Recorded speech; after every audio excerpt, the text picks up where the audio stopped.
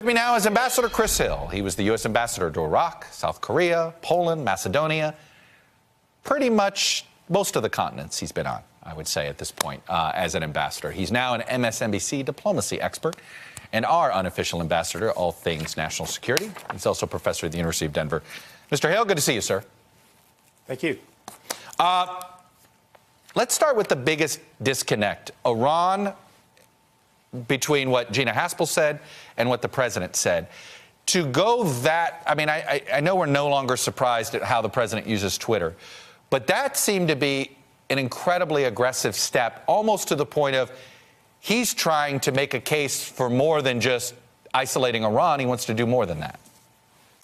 Yeah, I mean, he's been trying to kind of lay the predicate for some casus bellis that somehow Iran is getting back to nuclear weapons, and by golly, we need to do something. But I guess the first question I have is, did he see this this testimony and this report at the same time we did? I mean, one would think he would have had the opportunity to look at this, think about it, talk to people about it, and come out with a more measured reply that didn't sound like we're in total disarray. But clearly, he enjoys being in disarray, but to go after this particular comment on Iran was a little strange. I mean, there are other ways he could have handled Iran, especially on the issue of regional mischief, et cetera, and those kinds of problems.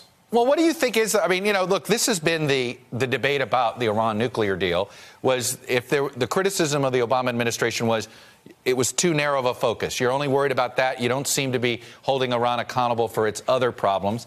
That's been the predicate, obviously, that a John Bolton inspired President Trump, I think, on this issue, wants to, no.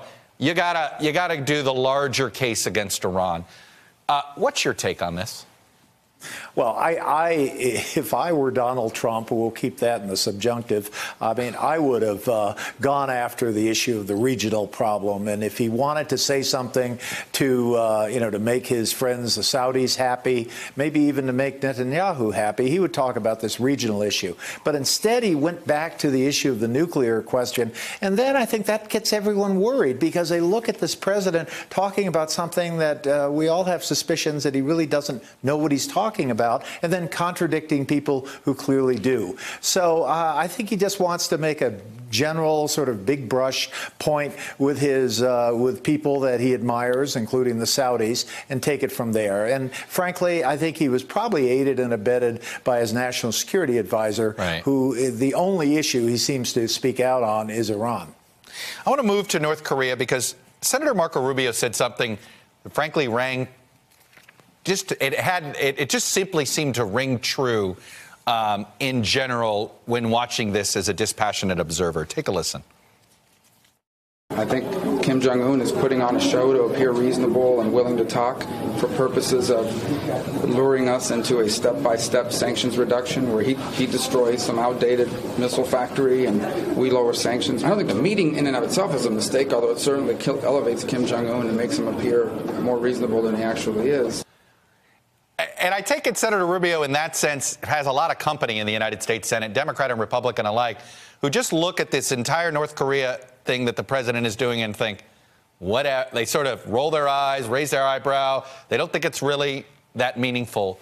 Do you fall into that camp? Yeah, I do. I mean, I think the big question is the president is trying to say, look, I'm making tremendous progress because they haven't been firing off rockets lately. And that's true. I mean, they haven't been firing off rockets. But on the key issue of denuclearization, there has been zero progress, and especially since Singapore. And now I think the North Koreans have reinforced in their minds that if they only deal with the president, ignore all these other people, they can kind of continue to get a more normal situation. He's already allowed them to break out of their isolation. And so the question is, at the end of the day, is he just going to, at some point, lose interest? And one is tempted to say, John Bolton never would have, if he were still alive, this wouldn't have happened. So, how is it that his national security advisor just stands by and watches this go on? I mean, I think Rubio has a point here. Do you think some of this is because if the president is taking Bolton's advice on Iran and not on North Korea, Bolton figures, well, I'm getting half of what I want? I think that's it. I think Bolton has kind of taken a look at the North Korean policy and realizes he doesn't want to step in the way of that freight train, so he kind of checks other things. And I think Iran is one thing where he thinks he can continue to sort of ratchet up the pressure because that's what the president wants to see. The problem is that we have a Middle East in a certain amount of disrepair. I mean, it is unclear what this president wants to do in Afghanistan. Do we really just want to cut and run? Is that really the policy? Are you with Ryan Crocker? Are you with Ryan Crocker? Just obliterated the negotiations taking place between the U.S. and the Taliban right now, and essentially said it's Vietnam all over again. It's that the United States is essentially surrendering in just using other language. It sounds like you are close to an agreement. Well, I must say, I do part company with people who say, gee, we were in Germany for 50 years. Why can't we be in Afghanistan for 50 years? Last time I checked, there are some differences between Germany and Afghanistan. But I think the real question is, what does our negotiator do? Is he saying, look, Taliban, we're leaving, so please try to be nice to us as we leave? Or is he saying, look, Taliban, we want to leave, but we're not going to leave if you continue to behave the way you are? So I think a fundamental question, if I were a congressional committee, I'd like to know, what's our strategy? Are we going to try to push them and say we're not leaving unless they kind of come around? Or are we saying we're leaving and please, be nice to us as we go? I think you have a sneaking suspicion of what it could end up being.